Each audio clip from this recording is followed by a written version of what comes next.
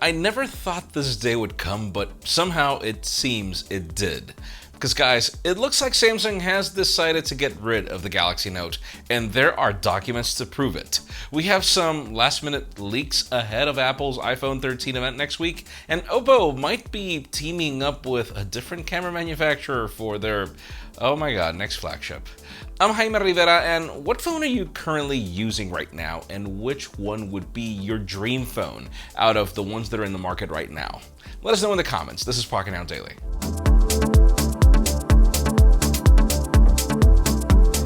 The official news today are inexistent, and yes, the best deals today are in the description. The thing is, leaks today are really good, and they begin with Oppo. Currently, the Find X3 Pro has been one of my favorite cameras on a smartphone for the year, and it looks like the company has another product on its pipeline with an interesting collaboration. According to a new report from Weibo, Oppo's next flagship smartphone will arrive with two different Sony 50-megapixel IMX766 sensors.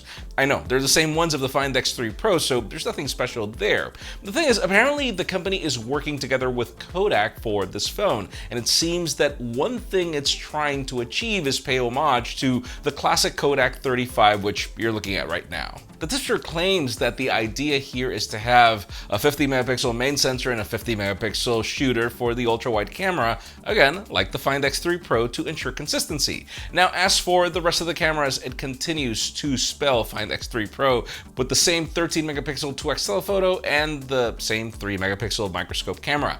This either means that Oppo is working on a Kodak phone or that Kodak is collaborating on this future phone, sort of like Hasselblad is doing with OnePlus, which is the reason why I'm skeptical. I'm hoping they get this collaboration right. Now let's shift gears onto Apple for a couple of segments. We're going to be focusing on Macs for this one. We actually have two reports here, so let's start with what we're getting this year as we're expecting these M1X MacBooks like there's no tomorrow. According to a new report from DigiTimes, Apple is likely to unveil their new mini LED backlit MacBook Pro series in October or November of this year, with total shipments for this year estimated at 4 million units. The report doesn't really provide any specific details, but we're expecting these to be 14 and 16-inch MacBook Pros powered by Apple Silicon. These should reportedly bring some minor design changes, but a ton of ports, including an SD card reader, an HDMI port, and the return of MagSafe, sort of, for charging.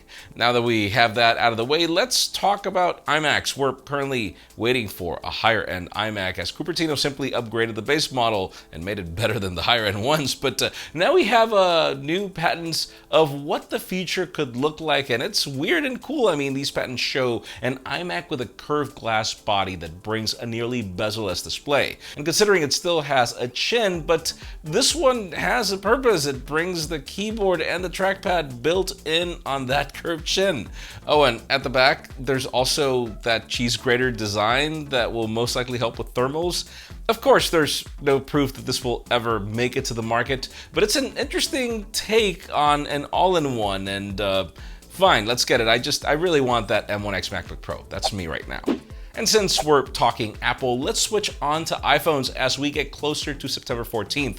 We have a new batch of last-minute leaks from Max Weinbach that give us more details on the features we can expect this year. For starters, he mentions that the price tags will remain the same this year, and that the mini variant will be able to offer an additional hour of battery life, finally. Now, speaking of batteries, the 13 Pro Max will feature an 18 to 20% larger battery when compared to last year, which is great. 13 and 13 Pro will continue to use the same components as the 12 series, but will still be able to pack a 10% larger battery. He claims that the 13 Pro would get worse battery life than the regular 13 due to the 120 Hz, and when it comes to these displays, ProMotion will throttle down when you go to low power mode, which means you still will have battery issues. Now, going into the cameras, Weinbach claims that the 13 Pro Max will continue to offer exclusive features like it did last last year. The camera sensors for all models will be able to receive at least 15% more light, and with the biggest increase coming to the ultra-wide sensor, which will be able to receive 40% more light. Now, another feature we're expecting is portrait video, and it looks like that will be achieved through electronic image stabilization thanks to a mode called Warp that will attempt to keep your subject in the center of the frame, and then use OIS to offer additional effects. And it kind of seems like the whole FaceTime trick on iPad Pros, honestly. Night mode will now recognize when stars are in your frame and adjust to them, and we can also expect some better color science for night mode in general. So yeah, a ton of refinement, but all of these changes are welcome, and even if I wouldn't call these amazing, let's just get it over with. And finally, for the hottest news today, let's move on to Samsung and the Galaxy Note, but hold it right there. It's not for the reasons you think.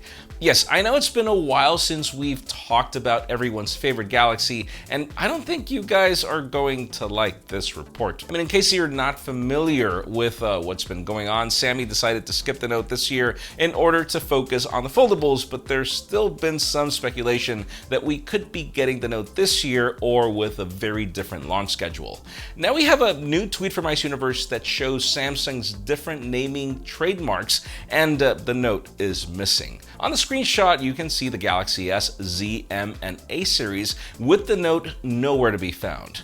If you think about it, this makes sense considering that the S Pen is now available on the S21 Ultra and the Z Fold 3, and since the latest Z series with S Pen support has been a success for Samsung with over 900,000 pre-orders in South Korea alone, this kind of makes sense.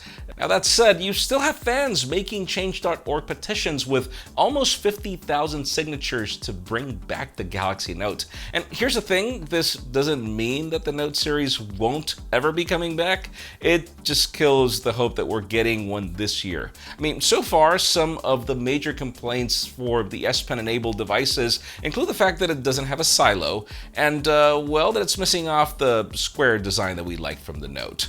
So for today's question, I mean, do you want the Galaxy Note to make a comeback, or are you fine with it disappearing? Because honestly, I'll admit that I really love the Z Fold 3 with the S Pen. I feel that that's a better form factor, but I would like the S Pen to have the option to be tucked in. That's just me. Leave us a comment down below. We'd love to know your opinion. Friends, again, if you want to get the news earlier, follow us on PocketNow.com and subscribe to our channel for more videos like this one. You can also follow us on social medias. Our extended coverage happens on Instagram. And follow me at my personal handles to see me ask genuine questions. Please give this video a thumbs up if you like what you saw. I'm Jaime Rivera. Thanks so much for watching. We'll see you tomorrow.